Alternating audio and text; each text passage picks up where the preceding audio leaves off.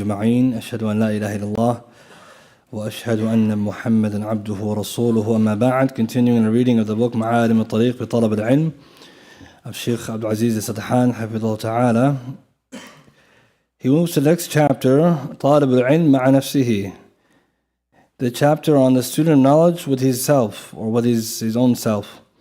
And he says, for the seeker of knowledge, one of the most beneficial things for him to identify is the shortcomings and errors, and then address them with Allah's help, is self-reflection and avoiding excuses or weak excuses to justify mistakes. Seeking such excuses only reinforces one's errors and may even lead them to perceive those errors as correct, making the problem worse. Therefore, the seeker of knowledge, the talib al-ilm, should always keep self-reflection or accountability, muhasaba nafsuhu, sincerity and honesty in mind, and he will then experience success and good fortune, and that will please him. As has been said by the earlier scholars, a man is not truly pious until he is more critical of himself than a business partner is of his other business partner, and until he knows the source of his clothing, food, and drink. And this is mentioned by Imam al-Dhahabi in Siyar A'lam al-Nubala.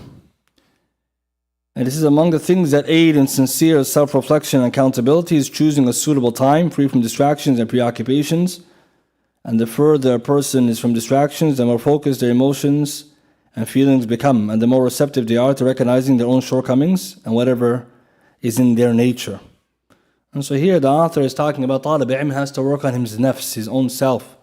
And that's why many of the books the ulama have written before, mainly for the student of knowledge, but also for the Muslim, is on tahdhib nafs, how to rectify, polish, correct a person's self. And the Shaykh saying here that muhasaba, using the technique of self-reflection and accountability, is the best way. A student of knowledge, more than anyone, needs that to figure out the mistakes, the shortcomings, any kinds of sins that they're committing, and to become further away from that. So he's saying here that the best thing to do then is pick a right time. A person is free to sit down and to reflect on themselves, what they're doing right, what they're doing wrong. To prove this, he mentions, Ibn al-Qayyim rahimahullah says that when a person intends to sleep, they should sit for 1 hour. And here sa'a doesn't mean literally an hour, but a moment, reflecting on their day's gains and losses, then sincerely repent to Allah and sleep in that state of repentance. And then he says, may Allah have mercy on him, that if a person does this, it should be done every night. And if you go to Kitab al-Ruh, it's also an English translation, it's there. And he has under the chapter, salvation from the torture of the grave. And he says that there's general and specific ways to save yourself from the punishment of the grave. From the general response, salvation from the torture of the grave lies within avoiding the causes of it, and is most beneficial before going to sleep, to reflect for an hour for Allah upon how the day was spent. Repentance should be renewed for him, and the one should sleep with a firm resolve not to repeat the sin if he awakes. This should be done nightly. So if he dies in a state of tawbah. Though if he awakes, he does so in a state if he does so, anticipating good deeds and being joyous that his demise, his death, was delayed. And this continues until he meets his Lord and receives what he remains outstanding. So here we can see Ibn al-Qayyim mentioned that practical element. And the idea behind it is to make tawbah. Those who don't repent, Allah says, they're the oppressors. So every night a person should do this, to reflect. But more importantly, it allows a person to be sincere with their own selves before anyone else. And that's a beautiful method a person can use to ensure that they're making sure they're not learning more or benefiting more, and then their actions are not reflective of that. Or that they know what they're supposed to be doing, but then they became lazy or negligent. And so that's a technique he says you should apply. And he says that a man reveals what is in his heart in 3 places, one of the Imams said, and one of them is when he lies down on his bed. And this is a time a person would really know about themselves. And he says the Salaf al-Salih, may Allah mercy upon them, were people who held themselves accountable and examined themselves morning and evening. And they understood the importance of this in the uprightness of their affairs and soundness of their character. And he said, I'm going to give an example. Ya'ala ibn Ubayd said, we entered upon Ibn Suqa, and he said, O Ibn, let me tell you a hadith whose effects will benefit you, for it has benefited me. Ata ibn Rabah said, those before you used to consider idle talk to be anything other than the book of Allah, enjoying the good, forbidding the evil, speaking about your livelihood and essentials for you. And do not deny that you have noble guardian angels, the angels writing down what's on your mind or your heart, and they are watched over on the left who records everything. No one utters a word without a vigilant observer recording it. And wouldn't it be any shame if you published a paper your accounts, which I wish will be published in the morning, and continue nothing of your future deeds. So he said, what should be noted from this example of Salaf is that Shaitan has deceived many of us, making them among the furthest from the self-reflection and accountability. And this is due to praise of others, which leads a person to see himself as perfect or nearly so, thus rejecting any advice or course of action. This is a great failure and loss. And so here we can see Salaf, they were the opposite of many people. They were self-critical. And the ulama even went so far to discuss how critical a person should be. When they say critical, it means you have to have su'a dhanbi nafs, a bad thought of yourself to the degree that you don't give yourself a chance to feel that you're doing well. So some ulama debated in how should you have bad thoughts of yourself or should you be more optimistic about oneself, and some say go in the middle. You should be having some bad thoughts of yourself that you don't feel safe from the punishment of Allah and become easygoing. At the same time, you don't become self-critical that you put yourself down and you don't do khair. So a person should be the balance. They're doing good, but at the same time, they don't tell themselves, mashallah, you're a good Muslim. Rather, no, I'm falling short, I need to do more. And this will allow you then to continue to improve. As the Shaykh will say, that at the end of the day, the student knowledge, he's a role model for the community. So how can he be a role model for himself? He's not improving. Every day getting better. So here we can see that a person should pay attention to this, because if the student knowledge corrupts his nafs, then he's also going to be ineffective for the others. And he said, let the student knowledge be mindful of this point and firmly grounded in the principle. As the wise people before, a wise person knows that he is not deceived by the praise of those who do not know him. And this is the point we have to highlight. Praise of others, it doesn't really matter if you know yourself best. But in insanu an nafsi basira. If a person of virtue praises you, it's considered something, inshallah ta'ala, good news for you, if you're really upon that khair. But if someone praises you and they're just flattering you, or worse, to praise the awam, which we know is based usually for dunya reasons, it doesn't mean anything. And this is what we live in a society today, where we're amassing the followers of strangers and their praises to boast ourselves. But really we know that they don't know who we really are, and they're just praising us for things that really don't mean anything. As is mentioned by Ibn Aqil al-Hanbali, وَالْعَاقِلُ مَنْ عَرَفَ نَفْسَهُ وَلَا يُغَرُّهُ مَدْحُ مَنْ لَا يُخْبِرُهَا. That the aqil is the one who he knows himself, and he is not deceived by the praise of the one who cannot tell him about his true nature. He can't tell him about his own nafs, what he is really upon. That's the real intelligent person. This is mentioned by Ibn Rajab in their Tabaqat al-Hanabila, and also Ibn Jawzin and Muntazam. So here we can see Al-Muntazam, yeah. So he mentions here that this is the reality, the real praise, a real wise person, that he's not deceived by the praise, right, of the people who don't know him. Rather, he knows himself best. Therefore, he says, he should praise Allah the Almighty whenever he sees himself successful and guidance is in his affairs. And he should know that people's praise and commendment are of two types, either one that motivates you or one that deters you. It can be a motivator for good if he is sincere in thanking Allah the Almighty for his blessings and pushes himself in his efforts to seek Allah's pleasure and benefit his servants. And he should know that people's praise in this state is a glad tidings for the believer. So let this heart be at peace and ease. So that's a good benefit as well, that if someone receives praise that he didn't intend from the people of goodness, then it should encourage him to do more good, and the sign of it that he continues to do more good, because it came to him without him wanting it. The same when someone does a good deed and the people to hear of it, and you never intended for that, but the people praise you for it, you hope Allah accepted that good deed and it's a good sign, and you keep doing it. And the gratitude will come in increasing the khair. But he says for others it can be deterrent to good. So he uses people's praise as a means to seek prominence in gatherings, thereby becoming arrogant and disdainful of others. And indeed this feeling is the greatest obstacle to accepting the advice. It is no wonder then that he becomes arrogant and simple when advised, because he sees himself as above the advice. And this is a problem that comes when people praise someone a lot, he thinks above advice. Such that people today, because so many people are praising them, especially those who follow them, they don't take the criticism of those who are not following them or those who have valid criticism. And we said before that some of the people even claim that is jealousy or envy. So a person should be mindful of this point. He says, let the servant beware of this slippery slope that has consequences which are dire. And in this context, the story is narrated from Abu Bakr as-Siddiq radiallahu ta'ala anhu.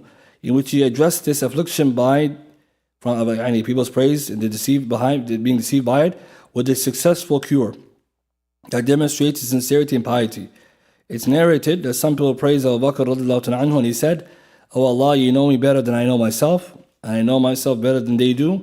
So Allah, make me better than what they think, and do not hold me accountable for what they say, and forgive me by your mercy for what they do not know." And this narration, coming from Abu Bakr Siddiq radiallahu ta'ala anhu, is not authentic from him, but it's authentic from some of the Sahaba, or one of the Sahaba. It comes in the Kitab Adab Mufrad, Imam al-Bukhari rahimahullah, number 761. And Shaykh al-Albani said Sahih al-Isnad that كان الرجل من أصحاب النبي صلى الله عليه وسلم إذا زكي, if he was one of the companions of Rasul صلى الله عليه وسلم, he was praised, قال اللهم لا تؤاخذني بما يقولون واغفر لي ما لا يعلمون. Oh Allah, don't hold me accountable for what they say, and forgive me for that which do they not know, or what they don't know not. And Shaykh al-Albani says in the footnotes, and also Bayhaqi and Shu'ab, he has the addition, زاد بيحقي في الشعب من طريق آخر وجعلني خيرا مما يظنون. So this, the Shaykh says, the cure, and more than one set up, they actually said this, also from authentic from Al-Awza'i rahimahullah, that he said the same thing. That's the cure. When people praise you, and you know yourself best, you say, Allahumma la tu'akhidni bima yaqulun. Oh Allah, don't hold me accountable for what they praise me for. وَاغْفِرْ لِي مَا لَا يَعْلَمُونَ. And forgive them what they don't know. And this will take someone away from praising themselves. Because sometimes the praise is valid and other times it's not. But in case he doesn't allow it to deceive him. And Shaykh says, consider, may Allah protect you, that these precious words and how the one being praised. And it's Sahaba, the deserving of praise. Allah praised them in the Quran. Yet this is how they used to interact with the praises of people. He says, to return to the beginning, it should be said, among the things that help a person recognize their shortcomings and mistakes is seeking advice from others, especially those who know them well and possessing knowledge and piety. For the advice of these people is amongst the most beneficial advice one can receive by Allah's permission, because their knowledge and understanding of them. And offering advice to those who requested a legitimate religious obligation, as the Rasul said, from the rights of the Muslims, that when he seeks advice from someone, that he gives them advice. I need the 6 rights. And he says, among the things that help in self-reflection and examination is learning from the mistakes of others by understanding the reason that led to the errors. If the reason is similar to the error itself, one should avoid it. If it is far removed, one should take precautions to avoid falling into the same trap. And this is another benefit. A person can learn from the mistakes of those around him, or those who hear whom something happened to them due to certain behaviors or certain statements they said, that you take heed. A wise person doesn't have to experience everything. Rather, he takes experiences from others, the good of what happens to them and the bad. And he be careful, and he has also have caution. But the key here, the Shaykh is trying to mention that the reflection of a person is very important, especially with student knowledge, because if he doesn't fix himself, then he's not in a position to help others. And now the Shaykh finishes this chapter by giving some advice for things a person can do to help them do a proper muhasabah, proper accountability. Number 1, he says, sincere, right? قبول نصح, accepting the advice, right? إذا كان ناصحا محقا, if someone's giving you advice sincerely for Allah's sake. So accepting the advice of others who gives it to you sincerely. Number 2, he says, ensuring one is free when they're doing this, right? So the second one, the first one he says, having truthfulness, the first one is sincere supplication to Allah and truthfulness with Him. Right? Sincere supplication to Allah subhanahu wa ta'ala. And number 2, ensuring one is free, right, from all distractions and influences when they're trying to do the muhasabah, when they're trying to account themselves. So the first one, right, being truthful with Allah and making sincere dua. Number 2, being in a time where you're free from distractions and other things that distract you. The third one, accepting advice if the advisor who's giving you advice is truthful. And the fourth one, seeking advice from people of knowledge and righteousness. And it says there are other reasons as well, but what has been mentioned is sufficient. And if you want more, go to the Kitab of Ibn Abi Dunya, Hafid Ibn Abi Dunya, rahimahullah, Kitab Muhasabatu Nafs. He has a book called Accounting Oneself. And this book, he says, has many beneficial narrations in that chapter. And this is important because a person should be developing themselves. And if a person can take these means or any other means, for there are other means to find their mistakes, a person once more, he can read the book also, Hafid Ibn Jawzi, I believe, in this chapter, in his book, Tib Ruhani, he has a chapter on how to correct your mistakes and identify them. And he talks about different techniques that you can also use to find out what's wrong with you or what mistakes you can correct. And some of them Shaykh mentions here, and there are others as well. For the benefit is that person should work on themselves. And that angle, Shaykh moves into the next chapter, Talib al-Ilm fil Masjid, student knowledge in the Masjid. And it says, amongst the praiseworthy qualities of Muslim in general, and the student knowledge in particular, is eagerness to be amongst the first to attend the Friday prayers and congregation prayers, and to maintain a place in the first row. And this eagerness is especially emphasized for the student knowledge because he's a role model for others, and his action must match his words. And it's reprehensible for a student knowledge to urge people to arrive early to the masjid and warn them against being late when he himself is frequently late and is known for that morning and evening. And the shameful behavior discourages people from advising and benefiting from him, or him teaching them, and may even lead some of the congregation to boycott him and expose his hypocrisy in actions. And we complain to Allah, He is the one from whom aid is sought. Therefore strive, may Allah protect you, to be like the student knowledge who possess the qualities of the righteous Salaf, such as being early for the Friday prayers, congregational prayers, hastening to masjid when hearing the adhan. And he mentions now many statements. And this is a great reminder for all of us. May Allah forgive us for our shortcomings. That the Salaf Salih, the way they were with the Salah and the Jama'ah, is something that in reality is unbelievable in our era. But it's something to remind us. All of us are to be reminded, but most importantly, we should pay attention to this. He says, Yahya bin Qattan rahimahullah mentions Al-A'mash said, he was one of the ascetics, he was one of those who had zuhud. It was diligent praying congregation in the first row, which is a sign of Islam. And Yahya would say, even leaning against the wall to stand in the first row. And it said that, may Allah have mercy upon you, adhere to the guidance of the righteous Salaf and read their biographies if you want to be eager in the good deeds and avoid evil. And here are some, and the Shaykh mentions now many of them in this chapter of the Salaf Salih, how they used to be when it comes to the masjid and the jama'ah, and this example. And he mentions here, I mentioned them now. The first of them, Waki' ibn Jarrah, rahimahullah, who said A'mash was nearly 70 years old and he never missed the opening takbir of the prayer. I mentioned Imam al-Dhahabi in Siyar A'lam al-Nubala. And Qadir ibn Sulayman, Qadi ibn Sulayman said, I never prayed. Taqiyuddin Sulayman said, I never prayed obligatory prayer alone except twice, and I never prayed as if I never prayed it at all. And because of that, I missed the jama'ah. And he says here, Muhammad bin Sama'a says, for 40 years, I never missed the opening takbir except one day when my mother died, and I missed the jama'ah on account of that. Allahu Akbar. And he mentions now the biography of Ibrahim Maymun al-Sa'igh, who Ibn Ayn said about him, he was used to be a worker, he works with his hands. If he used to lift the hammer when he's doing work and he hears the adhan, he would put back the hammer down and he'd go for salah. And this is mentioned in Tahdib al-Tahdib. It's also in Sunan Abi Dawood as a narration at the bottom. That he's a worker who used to work, and when the adhan is being called, so he's midway trying to strike with the hammer, he hears the adhan, he puts it down, and he goes off to salah. And that's how the Sahaba and Salaf would combine between work and the Salah and the Ibadat. They work and then they will also do the Ibadah. But also a great emphasis also Ta'zeem Sha'airillah, showing the importance of the Adhan, that they would be a sign for them. Some of them continue mentioning now Shaykh biography of Sa'id Musayyib. For 40 years he says the call of prayer was never made except for Sa'id, that Sa'id was in the masjid. And it says here that he was a darker skin, more dark in skin, but when the وكان الأسود Al-Aswad said the Hadr al-Salah, even it was narrated by Al-Aswad, the student of Ibn Mas'ud, that when the time for the prayer arrived, he would make his camel kneel down wherever it was, even if it was on top of a rock. And the Sha'bi said the time for prayer never arrived until I longed for it, I yearned to go for it. And he also said, I never prayed before I had finished the prayer, except the call for the salah was not made, Iqama, before it was made, except I had wudu. It means I was always ready for the salah. And the matter was even went further. He says they consider a man's commitment to the congregation and prayer and adherence to the sunnah and his prayer to be amongst the things that person would be judged on. For the Salaf, they would use this criteria as well. The person's salah, the way they pray it, how they pray it, the time they come, all these measurements to see if a person is worthy to take the hadith from.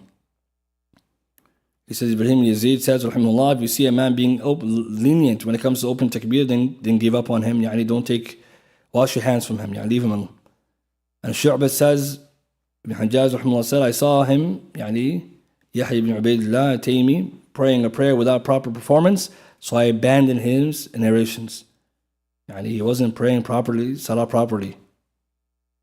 And this is again a set of how they were when it comes to taking the narrations, because they were very strict, and also showing us the importance of checking the narrators, but at the same time the teachers and the people you benefit from. As Zahabi says, after citing these narrations and the weakness, some of the hadiths on topic and the weakness of it, that both change the transmission are weak. He's talking about a particular hadith. And then he says, the Zahabi adds, out of humility, if I were truly pious, I would not have been narrated from. I would not have narrated with someone with such a character. And in any case, the Shaykh says, the early arrival of the student knowledge in the masjid, coming early, and his eagerness to pray and have an impact on the worshippers, because the influence of a practical action is stronger than the verbal one. The person's lisan hal, the person's situation is more powerful than lisan al-qawl, by actually the statement you say. And a student of knowledge should also strive to offer as much scholarly and exhorted benefit as possible to the congregation in the masjid. So along with coming to the masjid and praying and coming on time, is also what he does inside the masjid. So talib ilm inside the masjid as well, he should be offering people advice, commanding good and forbidding the evil, and also standing to give them lessons. And this can be done by reading fatwas from trustworthy scholars, by presenting scholarly questions, or by reading selected excerpts of books. And so that means that he should prepare himself when he goes to the masjid to have different benefits ready to share with the people, to remind them. Because if someone's a talib in the community, this is what people expect from you. That they're going to expect you to say something, give them a reminder. Maybe something happened, people are confused, they're going to turn to you for an answer. So he says here, for example, being up to date with the nawazir, the newly contemporary matters which arise, and also the different annual acts of worship. So he says, student knowledge should read about the rulings regarding the lunar and solar eclipse. When he hears news, when news of them is received, and he should read about the prayer for the rain, etc. Means if the people in the community need someone to pray, he would know how to.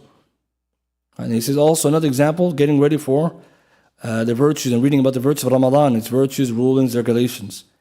As the time of fasting approaches, one should read about the rulings, rituals, hajj, etc. And this is a fa'idah the ulama do as well. The mawasim, the season of the ibadat, of student knowledge should get ready all time beforehand, reviewing the topics. So right now Ramadan is getting close, you're reviewing the ahkam. Because when it comes in, someone will ask you, you have the answers ready. The same in the hajj season, it comes after you get ready. So every time you're getting ahead. For example, Jum'ah khutbah is also the same thing. You look at what time is it, what season is it, some virtue, and you have something prepared. Because more likely than not, people will ask you questions on it, so you have to be ready. And that's also how you can do da'wah too. That you already prepared yourself. Someone asks me, you take it, I'll answer that for you. And even if people don't ask you, you should always anticipate that they might, because it's a good review for yourself. It's another example. The Imam of the Masjid should strive to establish a circle of teaching Quran and supporting it, encouraging it, and having people supporting it both tangibly and intangibly. So that means the talib ilm should also teach the Quran in the masjid if he's able to. And he mentions as proof, the Shaykh says, it's mentioned that Ubadah ibn Samit who used to teach the Ahl Sufa the Quran in the masjid. So you see the Sahaba, they used to teach the Quran in the masjid, acting on the hadith, خيركم من تعلم القرآن وعلمه. They used to act upon that hadith. And this is a reminder that even when you go to the masjid, even your local masjid, you try to bring whatever khair you can. Sometimes it's just your presence, sometimes it could be the knowledge, sometimes through the actions. You bring the sunnah to the people. As Majid was talking about the importance of practicing the sunnah, you bring it to the community. And he mentioned another example here, emphasis, right? You should emphasize the importance of inviting some scholars or students of knowledge to participate in disseminating knowledge and teaching the people. And through these, the reasons and others, the fruits of the Imam's blessings become evident upon his masjid's community and congregation, and its benefit even extends to neighboring masjids. Whoever establishes a good practice will have his reward. So also not to be eager to bring in tulab ilm, the shuyukh, to the masjid, or bring people who can benefit others. And you try to be a cause for that. He said, among the criticism leveled against some imams, now he's talking about the imams of the masajid, is that some of them have poor characters towards their congregants. Means that they treat them badly. And he says, for example, indifference to their circumstances, aloofness from them, and he's far away from them, frequently refusing to accept their invitations, harshness in teaching those who are ignorant. Any one of these things is enough to instill hatred and rejection of what they say in their hearts. So what if all these traits are combined in one imam? So sometimes the imam is doing his work, but he's not like a real imam. Like he's not close to the people. People hate him. They don't want him to be the imam, because when they try to invite him and speak to him, he's busy, he doesn't have time. Maybe yell at them. Some imams, they get overwhelmed with the power that they have, so they just treat people badly. And it's not a very good look, especially the people chose you to be the imam, And the Shaykh is going to mention the example opposite of that. But why is this important? Because Nabi sallallahu alayhi wasallam, he mentioned from the people who, Hadith Tirmidhi, Hadith Sahih, he mentions that it was said that the people who have the most severe punishment يوم القيامة كان يقال أشد الناس عذابا. So one of the Salaf said this, أشد الناس عذابا يوم القيامة اثنان. And there's also hadith with similar wording up at the beginning. And when it mentions that the salah of particular people is not accepted, and from them, وَالْإِمَامْ قَوْمٍ وَهُمْ لَهُ كَارِهُونَ. Right? So this sort of wording comes in another version. Nabi Sallallahu Alaihi Wasallam said that a salah of 2 people are not accepted, or 3 people, and he mentioned one of them, وَالْإِمَامْ قَوْمٍ, an imam who leads these people in salah, وَهُمْ لَهُ كَارِهُونَ, and they hate him. And why? Because of either he's bad akhlaq, he doesn't practice sunnah, other things. They want rather have someone else in his place. So that's a major thing, that the imam should not be that way, especially if he's supposed to be a role model and people hate him. Even though he might be upon a sunnah, but he's bad akhlaq, he's not qareeb, he's not close to the people, or maybe he's just not accessible. And that's another benefit, that even if you become not the real imam, but you lead the people, you try to be close to them as much as possible. Ahl sunnah, we have to come close to the people, because when Ahl bid'ah, that's what they do. So one of the qualities of Ahl Jannah, qareeb, they're close to the people. Why? Because when people come to you, you can ask you a question, because you're always there, easy accessible. Whereas today we find that sometimes people, they don't want to mix with the people, or they don't want that, but even though the people look at you that way. So you have to assume the role. So you're the talib in the community, even if you don't like the spotlight, you have to do something. So for example, if they don't want to lead salah, you take that responsibility. No one is a khatib, so I'll take it. There's a mushkila happens, you try to solve it, because you can do better. And we know in today's era, brothers and sisters, and if you don't do it, someone's going to do it. And what he's going to do, Allahu A'lam, and he's going to be the one the worst. And it's a reality. If you don't step up, you'll see yourself that you made a mistake. Because people today, they ram haya, they'll do whatever he thinks he knows is best. Whereas you're saying, I don't want to do something. But rather, you're the one who's supposed to be talib ilm. That person, is jahil. So sometimes you have to say, okay, let me just do whatever I can. So here's an important lesson. If you are supposed to be that way, try your best to be a good influence. Because even if you cannot do everything, you change the trajectory from whatever they're upon to sunnah, and you never know. You never know. Maybe people become very guided because of your good examples. And he mentions now some other bad qualities. Some imams become excessively familiar with people. That's another opposite. Where it leads to the point that he jokes and humorous remarks when they meet him, and they may even go further, mentioning things that violate decency and modesty. And some even resort to backbiting and slander. So that's the other extreme, that the imam becomes so loose that he doesn't become a role model anymore. And he's joking around, backbiting, and he's doing things that people shouldn't be doing. Because we know, hadith, everyone's supposed to be a good role model. There's no bad examples in Islam. So that's another problem. He says, if this is their behavior, they'll become objects of ridicule when they preach to the congregation or teach them. And someone with such character is clearly unfit to be a source of guidance. And people see the person goofing around and doing things which even the awam wouldn't accept it, then they're going to say, this person, we can't listen to him, because he's not an example. So you have to be balanced. You have to be close to people, good akhlaq, and you try to stay farther away from any type of bad manners. And it's very important, because it's difficult when you try to become in some leadership position, because the people are difficult to deal with. So you follow the golden principle of adab, khud al-afu. Khud al-afu is the golden principle. Ibn Taymiyyah ibn Qayyim said the best description of akhlaq is this ayah, chapter 7, Surah Al-Araf. Khud al-afu, take what people give you, good or bad. Right? This is important. What does khud al-afu mean? People will yell at you, don't worry. People are nice to you, that's very good. Doesn't matter. You just take whatever they give you. So, for example, some of the imams, mentioned, Shaykh Uthaymin is mentioning this, that he's the imam and someone's not respecting him. So he gets really angry. Khud al-afu, and lower your blood pressure, keep moving. You're the imam, you're a role model. He's going to yell at you, shout at you. Maybe some of the imams, some people, they talk bad about you, you're not there. It's okay. Yeah, it's okay. The problem is sometimes when you have more power, you also want people to respect you, but the real respect comes when you just ignore that. And the opposite is true. People like you and they praise you for the good that you're actually doing, Jazakallah khair, and you just keep going. So it's very important that we have that principle. Otherwise, you may become, as Sheikh says, what falls into this example. Now he mentions a nice benefit, a story, before closing the chapter, where he says a rare, remarkable incident that shows us the community's love for the imam. And this is how much you can get to the level when the imam is such a good role model. Is narrated by Abu Hassan, Ibn Dawood, that he was the imam of Daraya. So Daraya is the southwest area from Damascus. And it says here that he was the imam of that masjid. And what happened was the imam of the Jami' and the masjid, Grand Mosque of Damascus, died. So people came to Daraya to take him to that masjid. to bring Abu Hassan over there. So when the people of the city, they heard this, they armed themselves with weaponry and came outside and said, you're not going to take our Imam away from us. So then the narrator said that he said to them, well, people, the Araya, would you not be content if the people heard that the city of Damascus needs your Imam? So they said, we're content with that. And imagine that's how much they were going to fight for him to be removed from the congregation. That's the role model that we have to all aspire to. طيب, inshallah, we'll move on to the last part we're going to mention. Where the Shaykh now he talks about طالب العلم في منزله, student of knowledge in his home. It's a long chapter where the Shaykh talks about what student knowledge is supposed to do at home. And this is a great benefit. He's going to mention this chapter, but we'll just mention the first page. He says the seeker of knowledge is like rain. Wherever he goes, he brings benefit. And his longest stay is in his home. Therefore, his benefit must be clearly evident at home. And this is really where you see someone's da'wah at their house. What's going on in the home? Is the sunnah home based on the sunnah or not? What you learn in the classes, are disseminated there? And he says now, a nice speech he brings here, that's narrated or mentioned by Ibn Hajj in Kitab Madkhal, volume 1, page 209.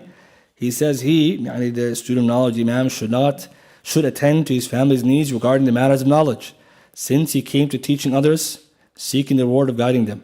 And those under his care and supervision are even more important, as they are his flock and they are closest to him, as it comes in the hadith. Each of you is a shepherd. He should give them their due, hasten to teach them the most important, beneficial, and significant aspects of the deen first. He should teach them the faith, Iman, and Islam, refreshing their knowledge even if they have already learned it. And he should teach them the excellence of worship, ablution, ghusl, their proper methods, dry ablution, tayammum, the salah, including all the obligatory recommended virtuous acts and everything they need to know about the religion, starting with the most important. And this is a benefit that you can see that Ibn Hajj talks about, especially in his time period, because he mentions in his time period, Ibn Hajj al-Maliki, that a lot of people were ignorant, and he mentions one of the sources because no one is teaching people at home. The fathers are not teaching their daughters, or same thing, the brothers are not teaching each other, nobody knows anything. So the ignorance is increasing. And so he's mentioning here the student knowledge of the Shaykh, that's what he's supposed to be doing at home. And this is a reminder for us. Some of the brothers ask when they come to the class, what's their job? Well, you're going to do da'wah. It's start with your home. That's where you're supposed to start. So if you haven't already. So what you learn, you go home and you share it. What you learned today, what was the masjid, what was the class? It shouldn't be that the only thing that you benefit is in your notebook. No one knows what you're learning. Because you came and they couldn't come. And you're the representative. So you have to push yourself to do that, because some of the brothers, they see it the opposite. They say, well, I'm not going to be a teacher. I'm not going to go on the microphone and teach anybody. How about your family? Well, no, who's going to come to your home to teach them? And so some brothers, they wait for somebody to come knock the door and teach. You're the one supposed to teach.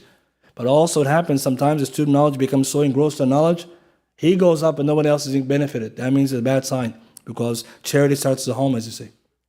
You're supposed to start at home. But today, if you think about this, you can start to see that talib ilm is obliged, he has to. And if he's married and has kids, family and kids, then also he has to teach them too.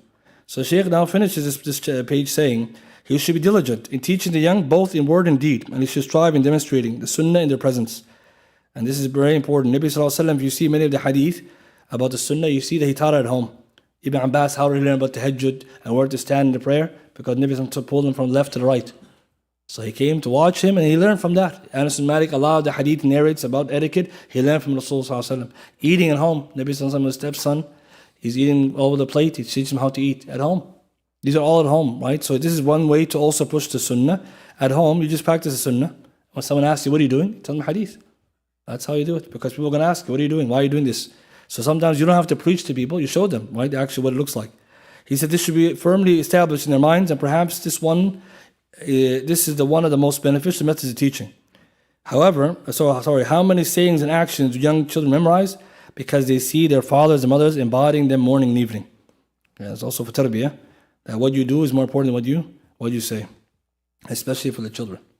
So if they see you standing for the night prayer or going for the masjid or reading the Quran, that's a great impact, more than even if you tell them to read. And he said, let him be extremely wary of bad character and the failure to show affection and kindness, for this is one of the greatest deterrents from good character and knowledge. Yaqub ibn Rahman narrates that Abu Hazim said, the one with bad character is the most miserable person in his own soul, which is in constant distress because of him, then his wife, then his children, and he may enter the house while they are in joy, but upon hearing his voice, they flee out of fear. Astaghfirullah. Right? So he said, this is the worst of the people. Right? And this is a problem that some people also they have, right? You're supposed to be bring barakah and rahmah to the homes. And that's why people should be happy to see you. not the opposite. So inshallah, we'll end with this much. Otherwise, the Shaykh had a lot of benefit in this chapter. So inshallah ta'ala, we try our best, brothers and sisters, whatever we benefit, take it home to benefit the people by it. If anyone has any quick questions, inshallah, we'll take it. Yes, brother. What are the limits in regards to being involved in our communities and benefiting the people in our local masajid?